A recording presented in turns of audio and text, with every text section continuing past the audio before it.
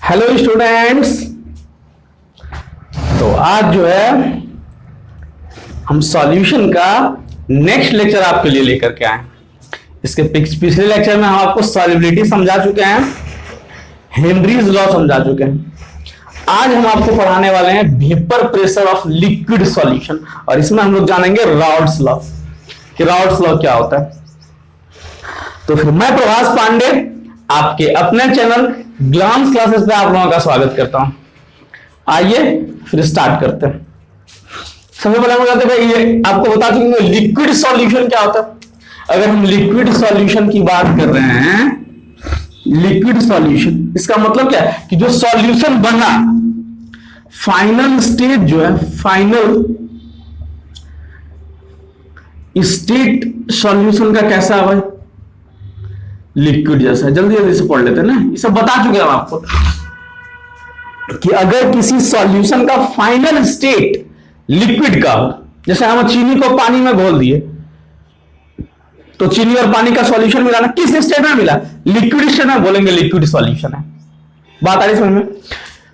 इसमें सॉल्यूट जो है, इसमें सॉल्यूट सॉलिड भी हो सकता है, लिक्विड भी हो सकता है और गैस भी हो सकता है ना, कि सॉलिड भी, लिक्विड भी और गैस भी। तो देखिए, तो हम लोग जो है ना, सॉल्वेंट तो वही होगा ना, सॉल्वेंट ये हमेशा लिक्विड होगा ना।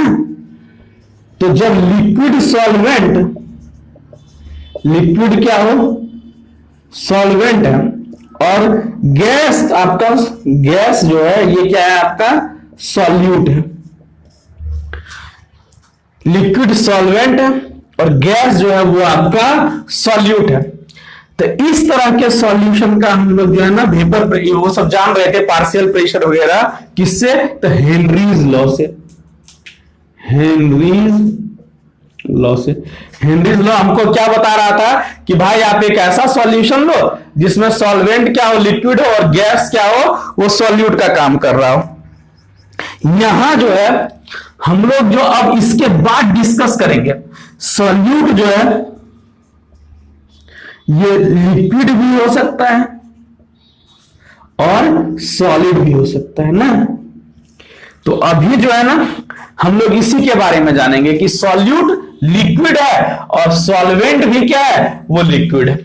उसका हम लोग वेपर प्रेशर की बात करेंगे कि वेपर प्रेशर उसका क्या होगा। ये वेपर प्रेशर सब होता क्या है, अभी पहले उसको जानते हैं हम लोग ना। देखिए, आप लोग जो है ना, आप लोग पढ़ चुके होंगे क्या, तो एक ऐसा प्रोसेस जिसमें लिक्विड जो है वो किसमें कन्वर्ट हो रहा हो, गैस में। लिक्विड किसमें कन्वर्ट हो रहा हो, गैस में।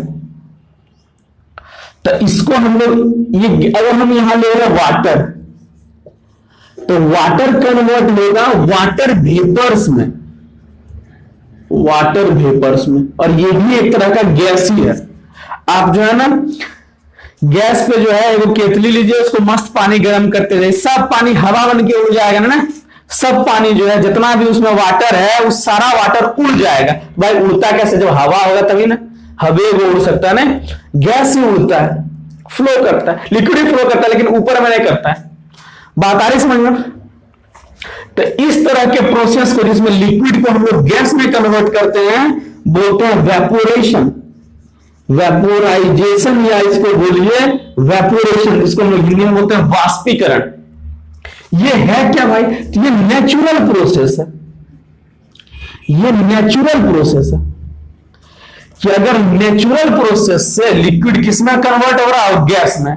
अभी बारिश हुआ, फिर धूप, बारिश हुआ तो जमीन गीला हो गया ना, मान लीजिए बारिश हुआ, जमीन गीला हो गया, फिर से सनलाइट आया, हवा हवा चल के फिर से वो जो है ना सूख गया। समझ रहे, सूखा कैसे, तो जितना भी इसके पास पानी था, वाटर था, सब वाटर का वेपर बन के उड़ गया ना।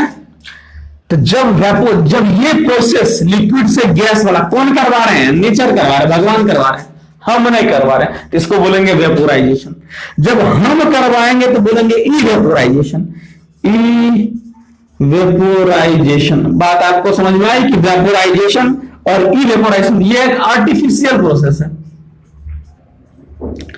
आर्टिफिशियल प्रोसेस है। मतलब क्या होगा कि हम लोग करेंगे, देखते हैं कि भाई कपड़ा गीला था, न जल्दी जल्दी सूख रहा है, बरसात के दिन में उठाया और पंखा तर लगा के दे दिया ना, पंखा उसको जल्दी जल्दी करके सुखा दिया, या उससे भी नहीं सूख रहा था, हम लोग भीगा हुआ कपड़ा लिया और गैस के पास जाके गर्म कर रहे हैं, फिर आग जहां वहां जाके गर्म कर रहे हैं, तो पानी को हम ही वेपर बना रहे हैं ना। इस प्रोसेस को हम लोग बोलते हैं इवेपोराइजेशन।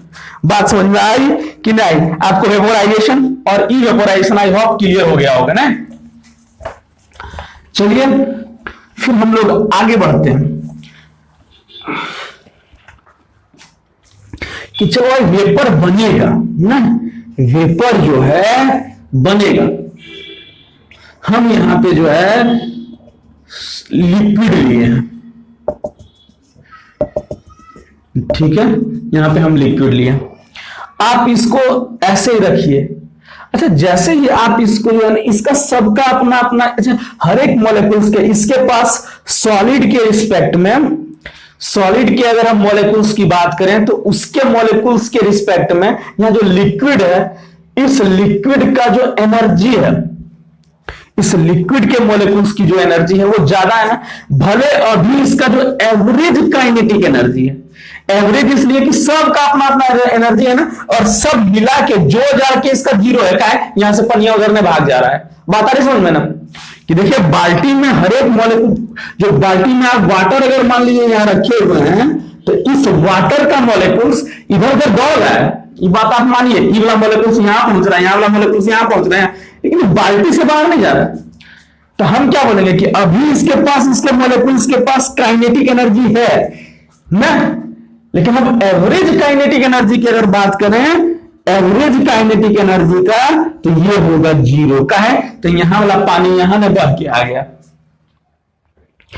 अभी यहां तक वो आप छेद कर दीजिए, अब बोलेंगे एवरेज काइनेटिक एनर्जी जीरो ना, का है, बह रहा है पानी उधर।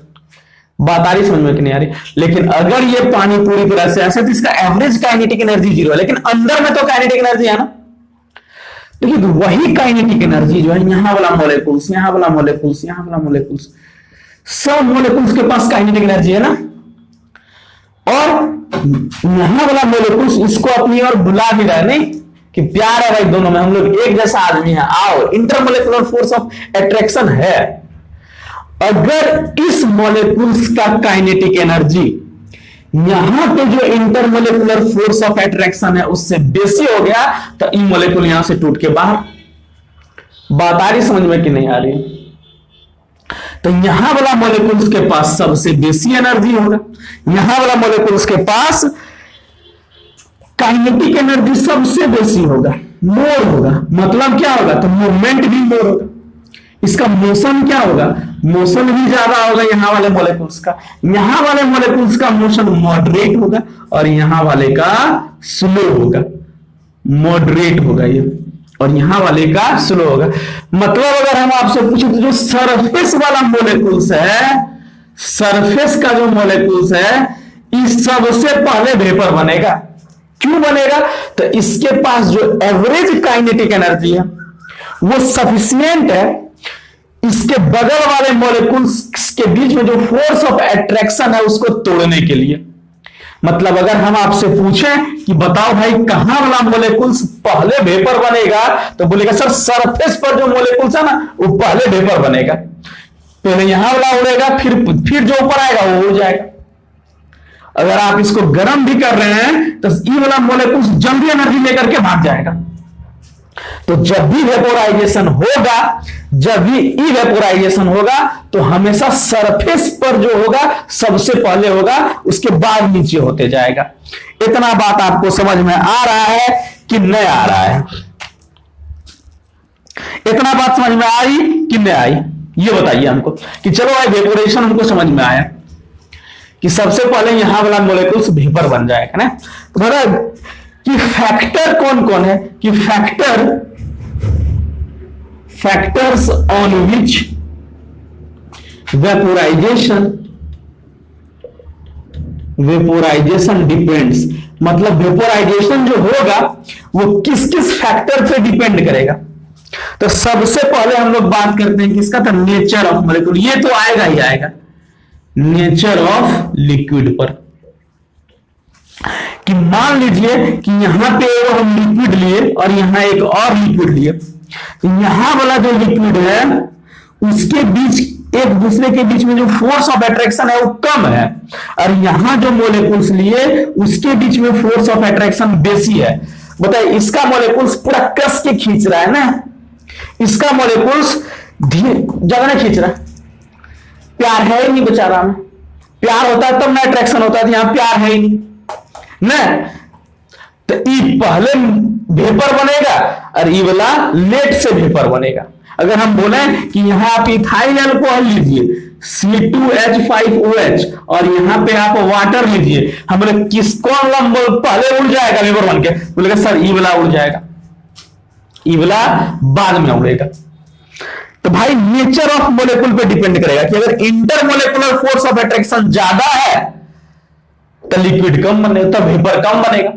अगर इंटरमोलेकुलर फोर्स ऑफ अट्रैक्शन बेसी है तो वेपर कम बनेगा ना, क्या तो मोलेकुल जल्दी खींचेगा। हम आपको बोले भाई कि स्प्रिट लो और वाटर लो, स्प्रिट जानते हैं ना, वह इंजेक्शन देने के टाइम में डॉक्टर ऐसे करके लगाते हैं, ठंडा लगता है, ठंडा करके वही वेपोराइजेशन चालू हो जाता है, बॉडी का टेम्परेचर लिया और उड़ना स्टार्ट हो गया ना। मतलब अगर हम पूछे आपसे कि किसका वेपर बेसी बनेगा तो ईथर का। अच्छा, हम यहां आपके पास एग्जांपल दें, ईथर है, एल्कोहल है और वाटर है, तो बोलेगा सर ये सबसे पहले वेपर बनेगा, उसके बाद एल्कोहल बनेगा, उसके बाद वाटर बनेगा ना। ईथर का प्रेशर सबसे बेसी, एल्कोहल का उसके बाद, वाटर का उसके बाद, वेपर सबसे कम इसका बनेगा और सबसे ज्यादा इसका बनेगा। क्या है? ईथर का। क्या इसमें फोर्स ऑफ अट्रैक्शन कम। दूसरा हम लोग बात करते हैं सरफेस एरिया का, कि सरफेस एरिया दूसरा फैक्टर जो है, देखिए तो सरफेस एरिया की हम लोग बात कर रहे हैं कि सरफेस एरिया। अच्छा एक बात आप देखें, मम्मी आपका कपड़ा धो दी, चलो भाई आपका एक कपड़ा था बहुत गंदा था ना, नहाते हो नहाया वाला लिया करो भाई, कपड़ा धोई, बोली कि जाओ छत पे पसार के आओ, आप क्या कीजिएगा, ऐसे कपड़ा उठाइएगा और मचोड़ के उसको रख दीजिए चुपचाप से ना, जल्दी सूख जाएगा। मम्मी आएगी मारेगी थप्पड़, बोली भाई पसार के रखो ना, कपड़ा हम लोग फैला के रखते हैं ना, दूसरा वाला कपड़ा अगर मान लीजिए वो टंगा हुआ है तो उसको थोड़ा साइड करते नहीं भाई, कम हो जाओ मेरा वाला फैलने दो। मतलब सरफेस एरिया अगर बढ़ाइएगा जल्दी सूखेगा कपड़ा ना। इसका मतलब क्या है कि अगर सरफेस एरिया आप इंक्रीज कीजिएगा तो वेपोराइजेशन इंक्रीज होगा ना, कि सरफेस एरिया अगर हम लोग बढ़ाएंगे तो वेपोराइजेशन बढ़ेगा, सरफेस एरिया घटाएंगे तो वेपोराइजेशन घटेगा। इतना बात क्लियर है कि नहीं? टेम्परेचर की बात कीजिए तो अगर हम तीसरा फैक्टर की बात कर रहे हैं, टेम्परेचर, ताप जिसको बोलते हैं, टेम्परेचर की हम लोग बात करें कि अगर टेम्परेचर आप इंक्रीज कीजिएगा तो रेट ऑफ वेपोराइजेशन इंक्रीज होगा ना। ज्यादा पानी देखिए तो गर्मी के दिन में जल्दी कपड़ा सूखता है ना, ठंडा के दिन में धीरे धीरे सूखता है। मतलब टेम्परेचर बढ़ाइएगा तो रेट ऑफ वेपोराइजेशन बढ़ेगा, टेम्परेचर घटाइएगा तो रेट ऑफ वेपोराइजेशन घटेगा। ये सारा बात आपको समझ में आई या नहीं आई? बात क्लियर हो रहा है? सर कुछ लिखवे नहीं किए, गिजगिजा दिए कम ना, गिजगिजा दिए हैं सर, कोई बात नहीं, ये आपको समझना था ना। चलिए अब हम लोग वेपर प्रेशर की बात करते हैं। भाई इतना बात आई समझ में कि नहीं आई? कि सबसे पहले वेपर बनेगा कैसे उसके बारे में जान लिए, अब जानेंगे वेपर क्या है ना। ये पहले जानते हैं किसका बेटा है ना, हम लोग किसी के बारे में अगर जानना स्टार्ट करते हैं तब पहले आते हैं किसका बेटा है ना, आया बेचारा कहां से है, कौन घर से, तब उसके बारे में नॉलेज गेन करते हैं ना। इसीलिए वेपर प्रेशर तो आएगा कहां से, वह बेटा बन कहां रहा है बेचारा वेपर नहीं। चलिए अब हम लोग बात करते हैं वेपर प्रेशर।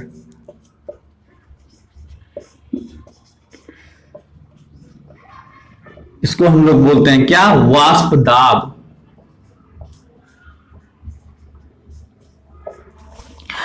मतलब अब वेपर बन गया, अब ये कुछ खुराफाती करेगा ना, कि वेपर तो बनाना था बना दिए। तो देखिए जो वेपर हम लोग बनाए, यहां हम बात कर रहे हैं, ये है ओपन कंटेनर। ओपन कंटेनर में समझते हैं, खुललका बर्तन में है वो, बात नहीं समझते हैं। अभी बंद बर्तन घर में बताइए तो हम लोगों के घर में मम्मी चावल बनाती है, चावल नहीं भात बनाती है, बॉइल्ड राइस है ना, भात बनाती है। तो दो गम बनाती है, एगो खुला बर्तन में और एगो बंद। तो बंद बर्तन में कौन सी आ गया, तो प्रेशर कुकर। खुला बर्तन में क्या है, तो डेगची वगैरह होता है ना। तो इसमें वेपर प्रेशर का बात में होता है, मतलब जब ओपन कंटेनर की बात करेंगे तो इसमें कोई वेपर प्रेशर नहीं होगा भाई, याद रखिएगा। जो वेपर बनेगा सब अपना उड़ जाएगा ऊपर। हम लोग वेपर प्रेशर की बात किसमें करेंगे, तो क्लोज कंटेनर में। अब हम बात करते हैं भाई क्लोज कंटेनर। जब बंद बर्तन हो तो उसमें वेपर प्रेशर की बात आएगी। चलो भाई देखते हैं क्या होता है वेपर प्रेशर में।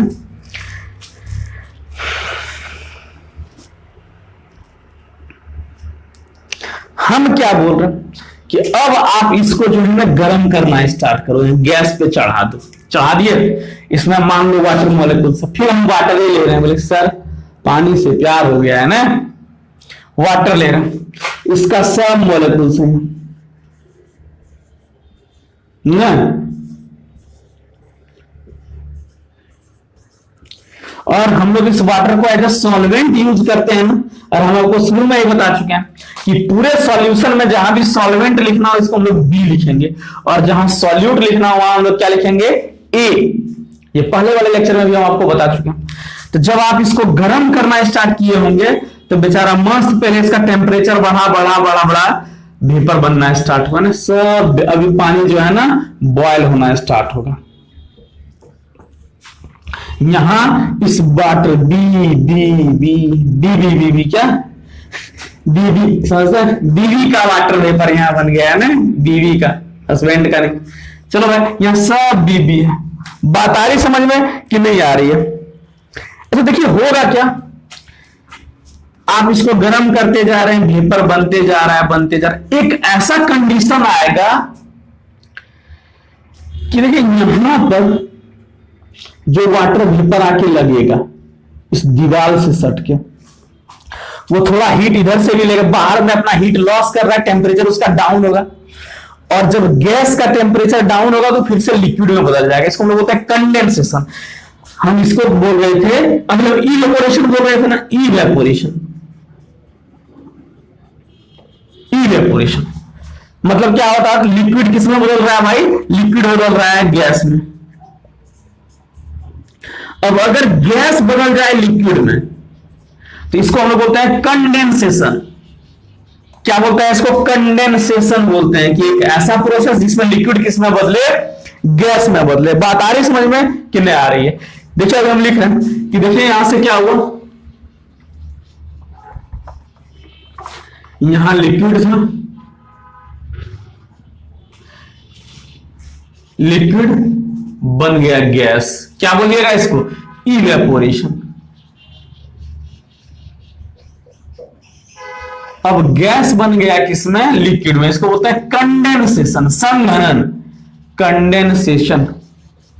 कि लिक्विड जो है, लिक्विड कन्वर्ट हो रहा है किसमें, ये गैस कन्वर्ट हो रहा है लिक्विड में, बोलेंगे कंडेंसेशन। मतलब इसको हिंदी में बोलते हैं हम लोग संघनन, और इंग्लिश में कंडेंसेशन। तो देखिए यहां भी ऐसा काम नहीं हो रहा होगा क्या कि लिक्विड जो है वेपर में बदल रहा होगा, और वेपर फिर से ठंडा होकर के लिक्विड में बदल रहा होगा। मतलब क्या हो रहा होगा कि एक इक्विलिब्रियम स्टेट सेट हो गया होगा बर्तन में, जो है इक्विलिब्रियम स्टेट जो है ना आ गया होगा, कि जिस रेट से इससे वेपर बन रहा है उसी रेट से वेपर ठंडा होकर फिर से लिक्विड बना दे रहा होगा। ये बात आपको समझ में आ रही है कि नहीं आ रही है? तो इस स्टेज में क्या होगा कि वेपर का जितना भी कंस्टिट्यूएंट पार्टिकल्स होगा उसका जो अवयव होगा वो चेंज नहीं होगा। तो यहां क्या हो रहा है कि यहां वाला वेपर जो है, यहां वाला लिक्विड वेपर बन रहा है, फिर से वेपर जो है ना कंडेंस होकर के लिक्विड बना दे रहा है, यहां वाला सारा मॉलिक्यूल्स। तो उस टाइम में जो बीच में जो आपका वेपर है, वो वेपर इस लिक्विड पे एक प्रेशर एक्सर्ट कर रहा होगा। जब इक्विलिब्रियम स्टेज पहुंचा, जिस समय जो है ना rate of condensation, rate of evaporation ये बराबर हो गया किसके, तो रेट ऑफ कंडेंसेशन के। उस स्टेज में जो बर्तन के अंदर वेपर है, वो वेपर प्रेशर एक्सर्ट कर रहा है इस लिक्विड के सरफेस पे, और उसी प्रेशर को हम लोग क्या बोल रहे हैं, वेपर प्रेशर बोल रहे हैं। बात आई समझ में कि वेपर प्रेशर क्या होता है। तो किसी जब क्लोज कंटेनर में आप वेपर बना रहे हैं, तो उस समय जिस समय रेट ऑफ इवेपोरेशन वो बराबर हो गया किसके, रेट ऑफ कंडेंसेशन के। उस टाइम जो बर्तन के अंदर, क्लोज कंटेनर के अंदर जो वेपर है, वो लिक्विड सरफेस पे एक प्रेशर एक्सर्ट कर रहा है, और उस प्रेशर को हम लोग उस वेपर का वेपर प्रेशर बोलेंगे। बात समझ में आई या नहीं आई? चलिए इस बात को हम लिखते हैं कि वेपर प्रेशर है क्या भाई।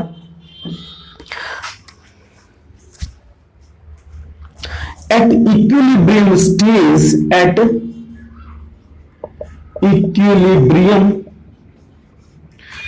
इक्विलिब्रियम स्टेज आपको पता होगा साम्यावस्था ना, कि जितना से वेपोराइजेशन हो रहा है उतने से कंडेंसेशन हो रहा है। तो at equilibrium stage the pressure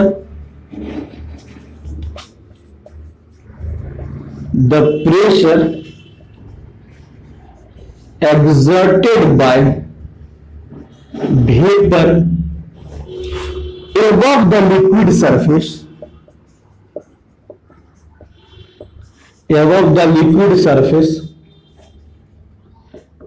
is called vapor pressure।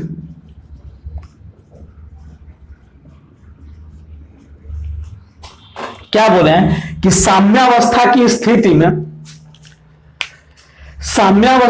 स्थिति में किसी वाष्प द्वारा द्रव के ऊपरी सतह पर लगाए गए दाब को हम लोग क्या बोलते हैं, वाष्प दाब बोलते हैं। यह बात आपको समझ में आई या नहीं आई?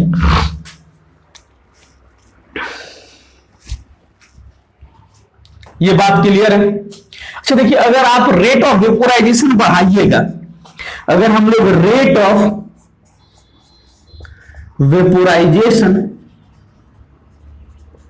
अगर हम इंक्रीज कर रहे हैं, तो वेपर प्रेशर इंक्रीज होगा या डिक्रीज होगा? जब आप रेट ऑफ वेपोराइजेशन बढ़ाइएगा,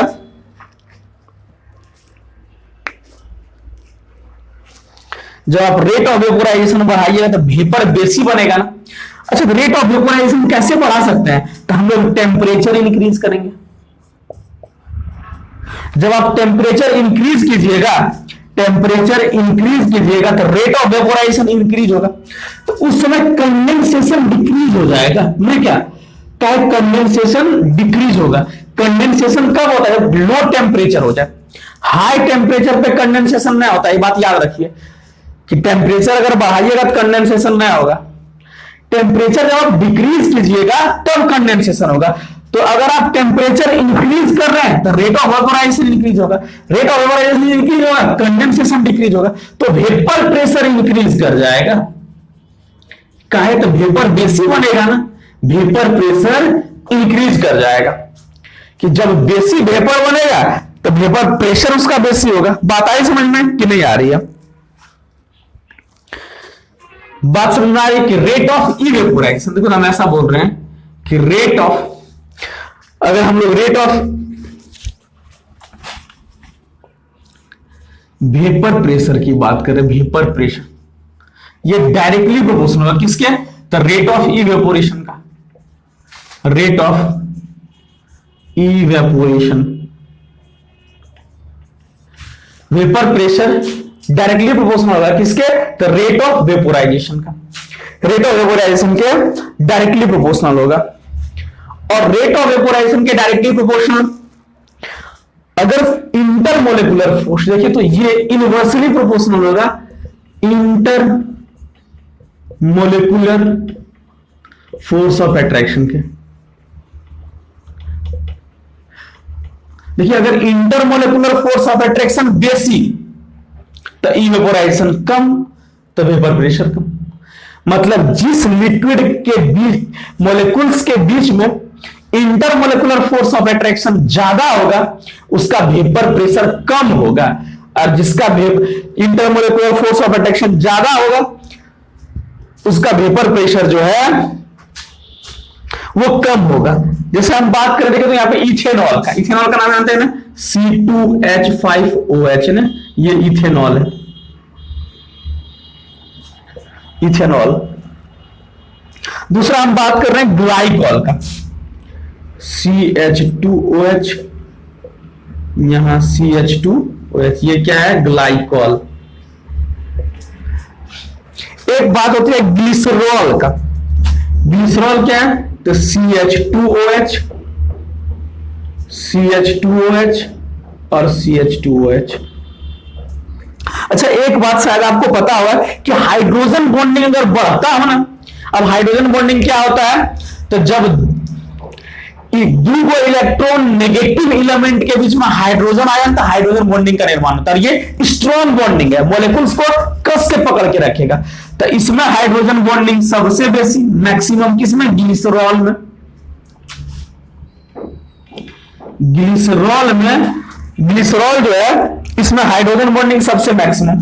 देखिए तो इसका वेपर प्रेशर सबसे कम, उसके बाद इसका, उसके बाद इसका। अगर हम बात करें कि वेपर प्रेशर किसका, इथेनॉल का, इथेनॉल का मैक्सिमम होगा, वेपर प्रेशर इथेनॉल का मैक्सिमम होगा।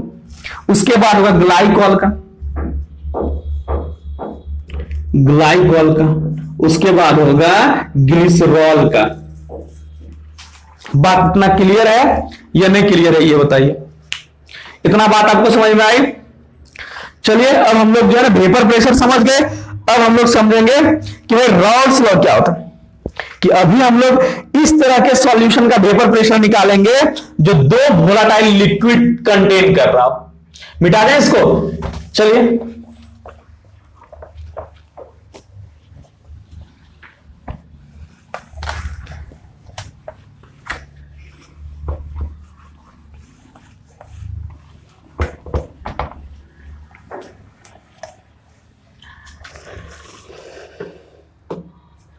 देखो तो vapour pressure of liquid solution, अब हम बदल रहे हैं,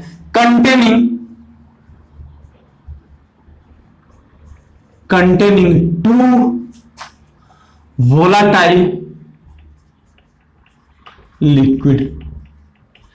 मतलब उस तरह के सॉल्यूशन का, उस तरह के विलयन का वाष्प दाब जो दो वाष्पशील द्रव को धारण करता हो। यही बात है ना कि अब हम लोग जो है ना इसमें सॉल्यूट, देखिए तो अगर हम जो सॉल्यूशन बना रहे हैं उसमें सॉल्यूट लिए, ये भी लिक्विड है, ये लिक्विड है ना, जो सॉल्यूट लिए हैं वो लिक्विड है, ये सॉलिड लिक्विड है, सॉल्यूट लिक्विड है। कैसा, तो वोलाटाइल। और वोलाटाइल क्या होता है ये हम आपको शुरू के लेक्चर में ही समझा चुके हैं, आप उसको बढ़िया से पढ़िए, समझ रहे हैं ना। और सॉल्वेंट भी जो ले रहे हैं ये भी लिक्विड है और ये भी वोलाटाइल है, मतलब दोनों का भाप बनेगा। ये बात आप समझ रहे हैं कि भाई सॉल्यूट और सॉल्वेंट दोनों का भाप बनेगा। बात क्लियर है कि एक ऐसा सॉल्यूशन हम लोग बना रहे हैं जिसमें दो को लिक्विड ले रहे हैं, सॉल्यूट भी लिक्विड है, सॉल्वेंट भी लिक्विड है, और उस सॉल्यूशन का हम लोग वेपर प्रेशर कैलकुलेट करेंगे कि वेपर प्रेशर क्या होता है। चलिए देखिए तो, इको नहीं आ रहा है ना आपको आवाज में, इको आ रहा है क्या? इको अगर आए तो बताइएगा, ठीक है, कि इको आ रहा है। देखिए यहां पे हम लोग सॉल्यूट ले रहे हैं,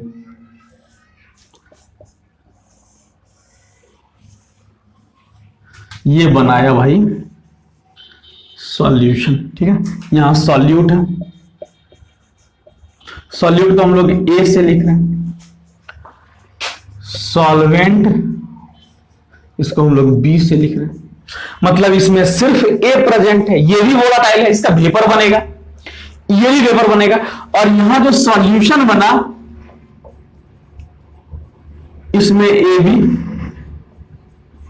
फिर ए बी, ए बी, ऐसे करके आना। देखिए तो और ये भी बेचारा वोलाटाइल है, ये तो पहले ही लिखवा चुके हैं हम, वोलाटाइल लिक्विड है, ये वोलाटाइल लिक्विड है, अरे तो है ये ना।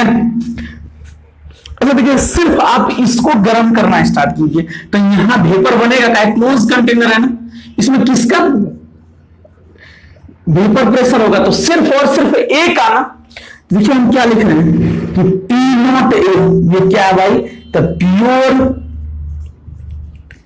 वेपर प्रेशर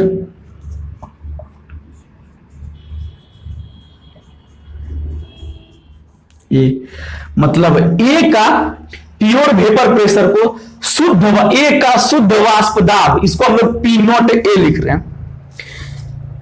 ये सब आपको जो है ना याद रखना है, ये pure vapour pressure of B, मतलब बी का शुद्ध वाष्प दाब। यहां जब आप गर्म करना स्टार्ट कर रहे हैं तो यहां जो है ना किसका, तो सिर्फ और सिर्फ बी का वेपर प्रेशर है, और कोई है उसमें क्या, कोई मिलन नहीं। लेकिन यहां क्या होगा, यहां अगर आप इसको गर्म करना स्टार्ट कीजिएगा तो यहां टोटल वेपर प्रेशर जो होगा पीटी किसके बराबर होगा, तो ए का प्रेशर और, अच्छा इसमें सिर्फ ए का वेपर बनेगा क्या, मान लीजिए इसका वेपर प्रेशर मान लो यहां बन रहा है, यहां आप बोले 5 एटमॉस्फेयर, तो 5 एटमॉस्फेयर क्या सिर्फ ए का प्रेशर है, बोलेगा नहीं सर उसमें तो बीओ मिलल है। हम बोले बी का वेपर प्रेशर है, बोलेगा नहीं सर उसमें तो ए मिलल है। बात आ रही समझ में, मतलब ए भी मिला हुआ है और बी भी मिला हुआ है, तब कुल वेपर प्रेशर आया मेरा 5 एटमॉस्फेयर। तो अभी हम एक आदमी को नहीं डिफाइंड कर पाएंगे कि जैसे आप और आपका दोस्त मिलकर के जो है ना कोई व्यापार स्टार्ट किए, बिजनेस कर रहे हैं, आप भी उसमें कुछ पैसा मिला है, आपका दोस्त भी मिला है, तो हम बोलेंगे कुल पैसा आपका है कि, तो आप बोलेगा हाँ आपका दोस्त मारेगा ठप से, नहीं भाई मेरा भी मिला हुआ है, याद रखना ना। बात आ रही समझ में, तो यहां जो दोनों मिला हुआ है ना उसमें ए के प्रेशर को हम लोग बोल रहे हैं पार्शियल वेपर प्रेशर ऑफ ए, मतलब ए का आंशिक वाष्प दाब,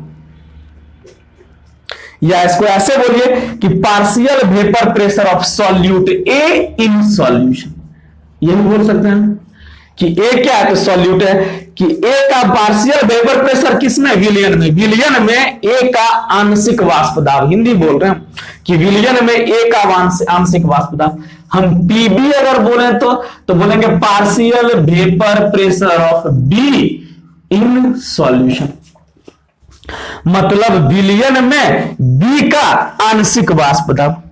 बात आ रही समझ में। और पीटी हम लोग लिख रहे हैं, पीटी ये क्या है, the total vapour pressure of solution,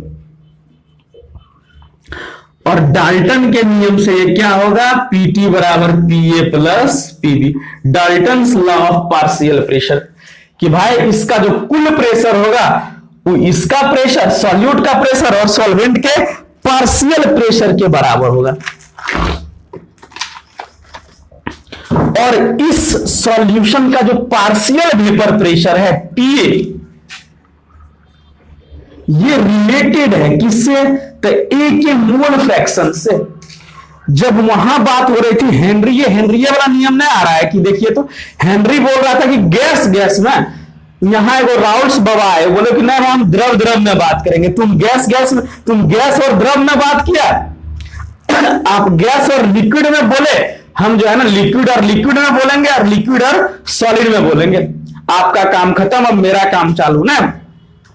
मतलब तब कि भाई जब सॉल्यूशन दो वोलाटाइल लिक्विड को कंटेन कर रहा हो, तब इस ए का partial vapour pressure mole fraction से कैसे रिलेटेड है, इसको कौन बताया, राउल्स बताए।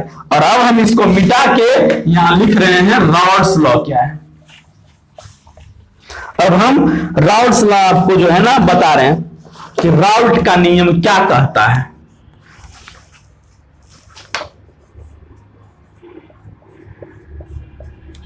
राउल्ट्स लॉ, RAOULTS, राउल्ट का नियम।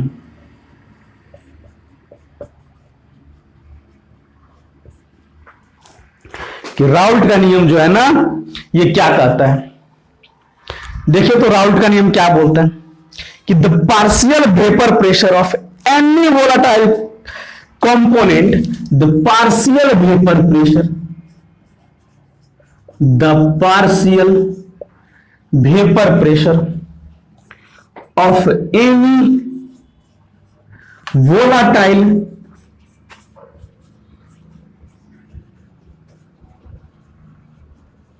the partial vapor pressure of any volatile component in solution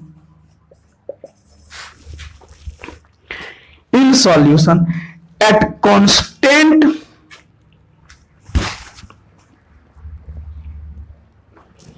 the partial vapor pressure of any volatile component, या each लिखिए, each the partial vapor pressure of each volatile component in a solution is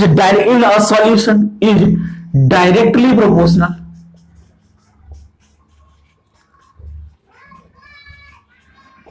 to mole fraction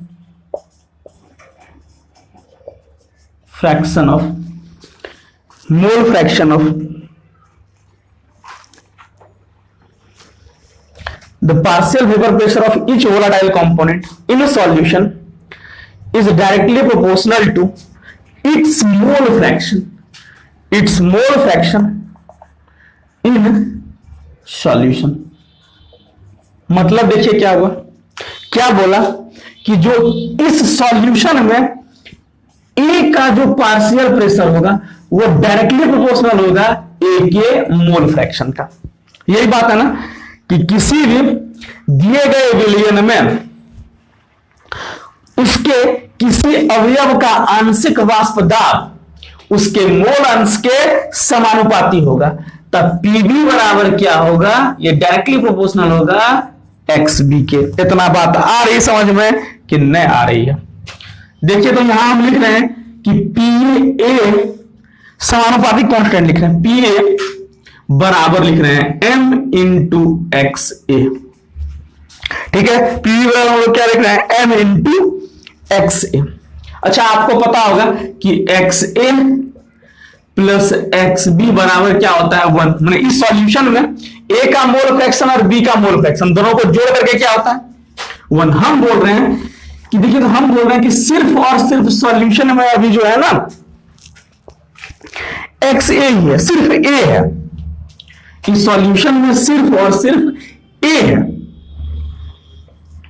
तो XA बराबर क्या होगा 1 और XB बराबर क्या हो जाएगा 0 ना। XA बराबर 1 तो देखिए तो PA ये किसके बराबर हो जाएगा, तो M के।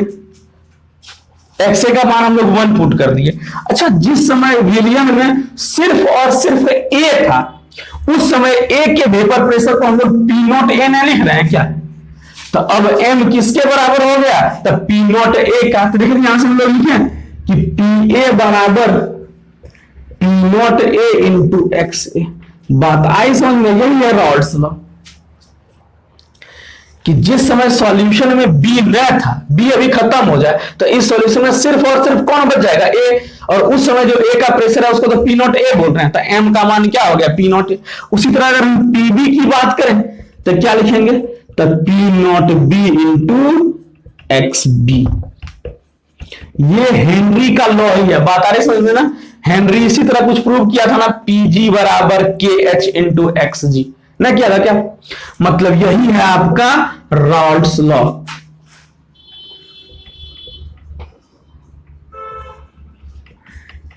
कि अगर हमको किसी भी कंपोनेंट का पार्शियल प्रेशर चाहिए किसी सॉल्यूशन में, तो उस कंपोनेंट के टोटल प्रेशर में उसके मोल फ्रैक्शन से मल्टीप्लाई कर दीजिए।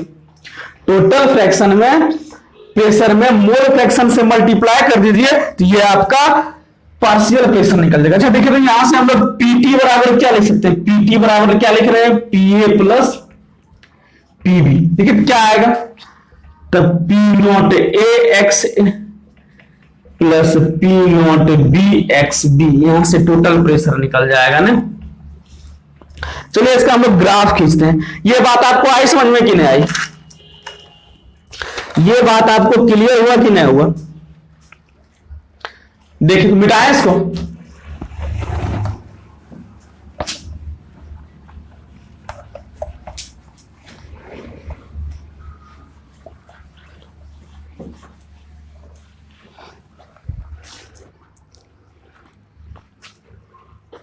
अच्छा ये टोटल वेपर प्रेशर जो सॉल्यूशन का है वो मोल फ्रैक्शन पर डिपेंड कर रहा है कि टोटल, वो भी कैसा था, लीनियरली वेरी कर रहा है कि मोल फ्रैक्शन अगर एक से बढ़ाओगे तो वेपर प्रेशर भी बढ़ेगा ना। ये बात आ रही है आपको समझ में कि नहीं आ रही है? और वेपर प्रेशर जो लीनियरली बढ़ रहा है। चलिए देखिए इसको हम ग्राफ बनाते हैं, ऐसा है, ठीक है। देखिए तो हम बोल रहे हैं कि अभी एक्स ए बराबर 1 है और एक्स बी बराबर 0 है, मतलब अभी सॉल्यूशन में सिर्फ और सिर्फ क्या है, ए है। सॉल्यूशन अभी सिर्फ और सिर्फ क्या है, ए है, और बी क्या है, अभी 0 है। तो देखिए तो जिस समय सिर्फ और सिर्फ ए होगा उस समय जो ए का वेपर प्रेशर है उसको हम लोग पी नॉट ए ना बोल रहे हैं क्या, इसको हम लोग पी नॉट ए, जिस समय सॉल्यूशन में सिर्फ और सिर्फ ए है।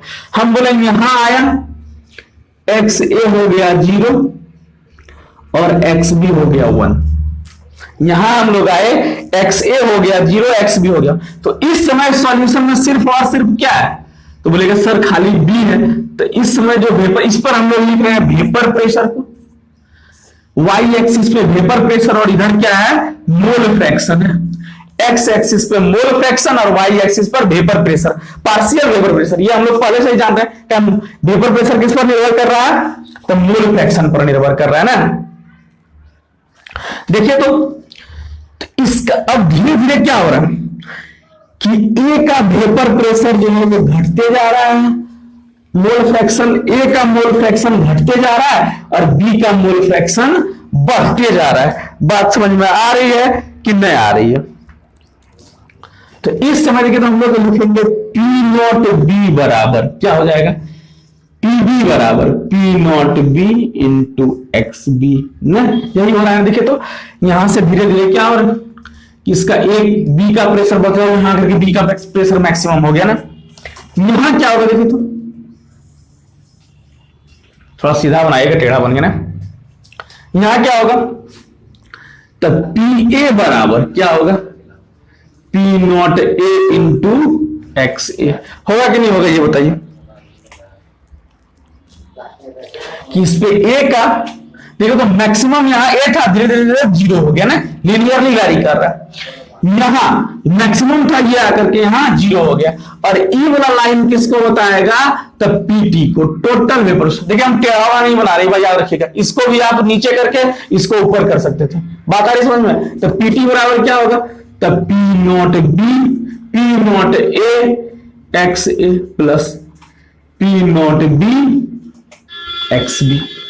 इतना बात समझ में आ रही है कि नहीं आ रही है? इतना बात क्लियर है आप लोगों को कि नहीं क्लियर है?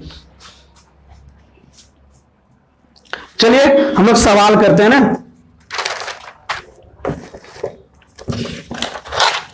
चलिए 2 सवाल हम करवाएंगे, एक ऐसे ही करवाते हैं और दूसरा जो है ना आईआईटी वाला करवाते हैं, मजा आएगा। देखिए तो वो तुरंत बना देंगे आईआईटी वाला सवाल। देखिए अभी जो है ना पहले एक नॉर्मल सवाल करते हैं, बच्चा वाला, फिर हम लोग आईआईटी वाला सवाल करेंगे ना।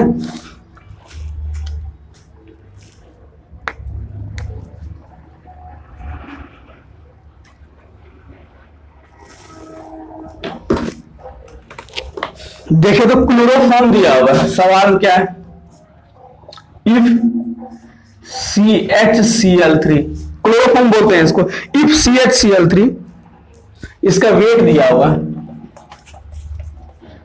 सवाल लिख रहे हैं if 1.18 gram 1.18 gram CHCl3 and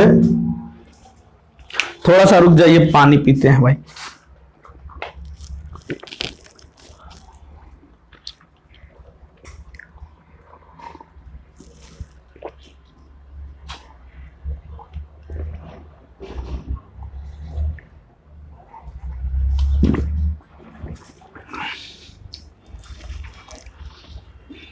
इतना ग्राम CHCl3 एंड 0.84 ग्राम CH2Cl2, इसको लोग डाइक्लोरोमीथेन बोलते हैं, आर मिक्स्ड। इसको हम लोग क्या किए, मिक्स कर दिए। तो आपको जो है ना टोटल वेपर प्रेशर बताना है। पहले पार्शियल वेपर प्रेशर बताना है CHCl3 का, और पार्शियल वेपर प्रेशर बताना है CH2Cl2 का, ठीक है।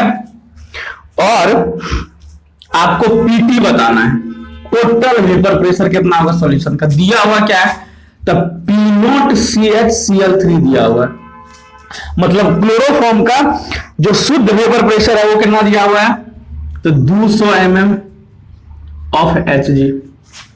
और डाइक्लोरोमीथेन, इसको हम लोग क्या बोल रहे हैं, डाइक्लोरोमीथेन, और यह क्लोरोफॉर्म, इसका जो दिया हुआ है कितना, तो 415 mm ऑफ Hg दिया हुआ है। देखिए हम लोग क्या चाहिए भाई, तो हमको अगर पार्शियल वेपर प्रेशर चाहिए तो Pa बराबर क्या लिखते हैं, P0A इंटू एक्स। मतलब अगर इसका चाहिए तो हमको क्लोरोफॉर्म का जो है ना पहले मोल फ्रैक्शन निकालना पड़ेगा। तो दोनों का पहले मोल निकाल लीजिए। मोल ऑफ CHCl3 कितना होगा, तो मास बटा गिवन मास ना, वेट बटा मोलेकुलर वेट, तो 1.18 बटा 118 इतने आएगा ना। जब इसको गुना, इसका मोलेकुलर मास कितना होता है, 118 होता है, याद रखिए। कितना आ जाएगा, तो 0.01 ना। इसका मोल फ्रैक्शन डाइक्लोरोमीथेन का कितना होगा, 70 12 82 और 284 ना, तो 0.84 बटा 84, फिर से काटिएगा कितना आ जाएगा, 0.01। दोनों का मोल पता चल गया। अब मोल फ्रैक्शन निकाल सकते हैं ना, तो mole fraction x of CHCl3 क्या होता है, इसका मोल बटा टोटल मोल। टोटल मोल कितना होगा, तो 0.02 बराबर कितना आएगा, 1.2। यहां से अगर हम पूछें कि भाई मोल फ्रैक्शन बताओ डाइक्लोरोमीथेन का, तो फिर से वही ना, 0.01 बटा 0.02 कितना आ जाएगा, 1/2। अब ये कितना आसान हो गया ना, कि पार्शियल प्रेशर ऑफ CHCl3 बराबर क्या होगा, तो pure vapour pressure of CHCl3 into mole fraction of CHCl3 ना। इसका कितना दिया हुआ है देखिए, तो 200 गुना वह 1/2, कितना काटिएगा तो आएगा 100 mm ऑफ Hg ना। अगर हम बोले पार्शियल वेपर प्रेशर, आप जो है ना हमको बताइए किसका था, डाइक्लोरोमीथेन का। डाइक्लोरोमीथेन का तो 415 गुना 1/2, यही होगा ना, ये 415 गुना 1/2 कितना होगा, तो 207.5 mm ऑफ Hg। अगर हम टोटल वेपर प्रेशर की बात करें, तो इसका partial vapour pressure P of CHCl3 plus P of CH2Cl2 कितना आ जाएगा, 100 प्लस 207.5 कितना आएगा, तो 307.5 mm ऑफ Hg। बात आई समझ में, कितने आए, यहां से कितना होगा, 307 mm ऑफ Hg हो जाएगा ना। चलिए हम लोग एक जबरदस्त सवाल करते हैं, IIT वाला, देखिए तो आपको मजा आ जाएगा। और देखिए कैसे हम लोग उसको चुटकी में बनाते हैं, और ये कंसेप्ट यूज करके। नहीं पता आप लोग पढ़े जो है उसको बना सकते हैं, पूरा फॉर्मूला सब ले करके लिख करके, ठीक है। देखिए तो क्या लिखा हुआ, ये जेईई में पूछा हुआ सवाल है। Find out vapour pressure of pure benzene and pure toluene. Find vapour pressure of pure benzene and pure toluene in a solution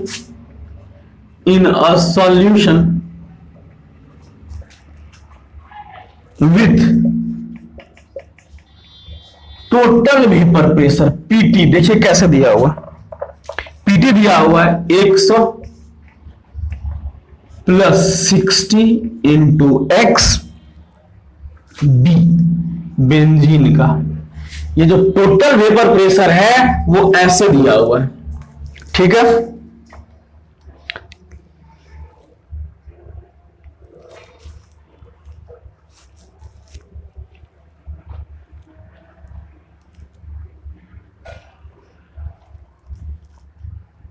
चलिए हम लोग जो है ना पी नॉट बी और पीटी कैलकुलेट करेंगे। कैसे करें?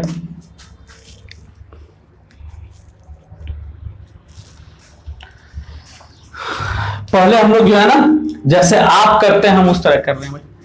पीटी बराबर क्या होगा, यहां हम ऐसा लिखें कि mole fraction of benzene plus mole fraction of toluene बराबर 1। इसमें आपको कोई दिक्कत नहीं होना चाहिए। एक्स बी बराबर क्या लिखेंगे 1 माइनस एक्स टी। इसमें भी आपको कोई दिक्कत नहीं होना चाहिए, बहुत पहले से हम लोग करके आए। अब देखिए तो पीटी का फॉर्मूला क्या होता है, तो प्योर बेंजीन का और मोल फ्रैक्शन बेंजीन का plus pure vapour pressure toluene का इंटू मोल फ्रैक्शन टोल्यूइन का ना। बात समझ में आ रही है कि नहीं आ रही है?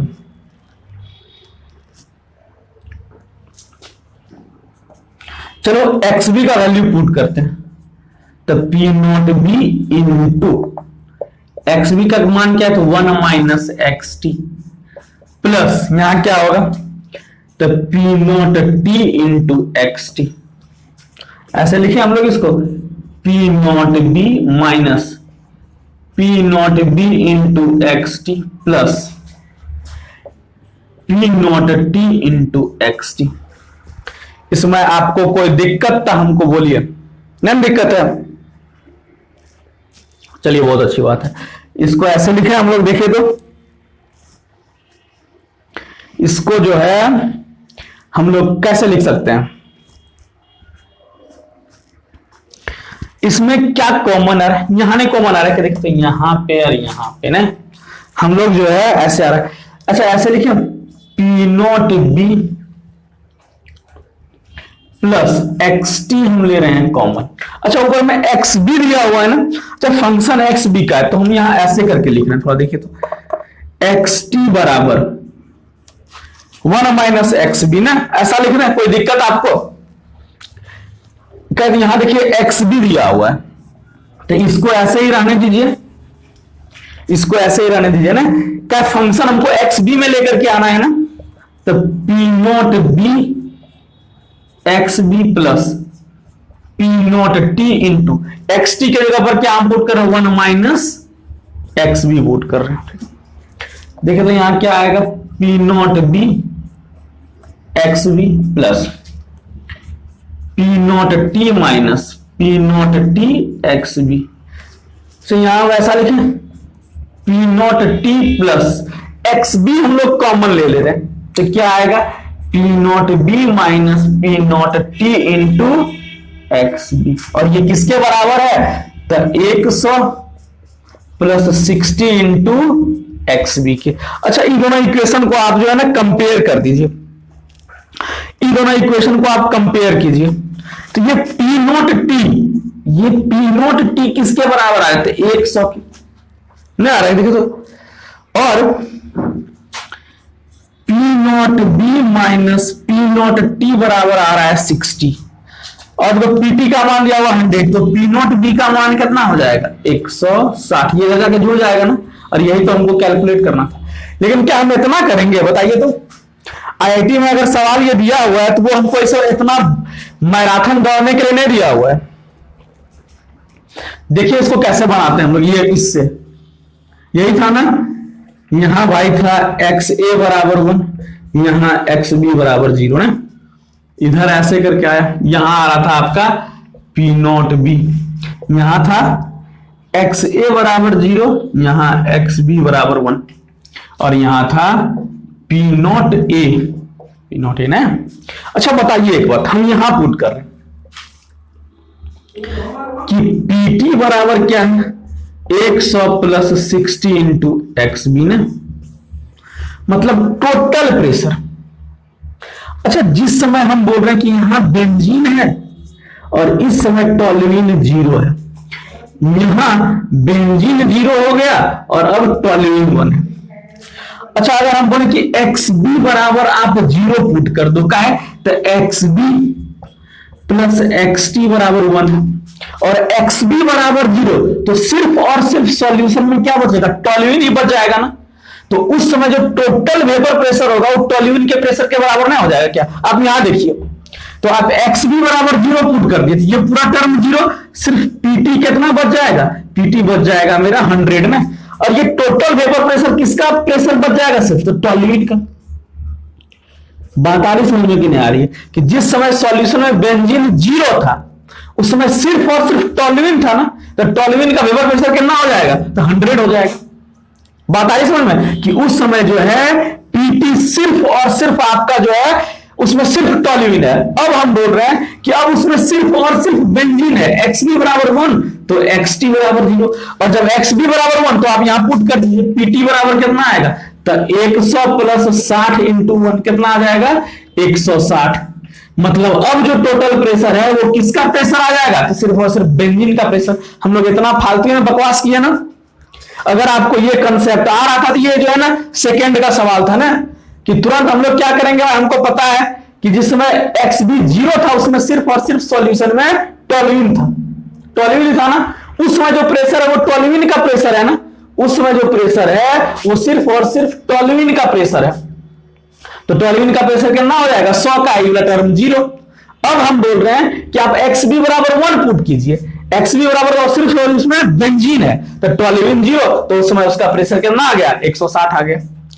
तो कैसा लगा आपको ये सवाल और ये वीडियो कैसा लगा आप हमको कमेंट करके बताइए, और पढ़ते रहिए। मेरे तरफ से ऑल द बेस्ट।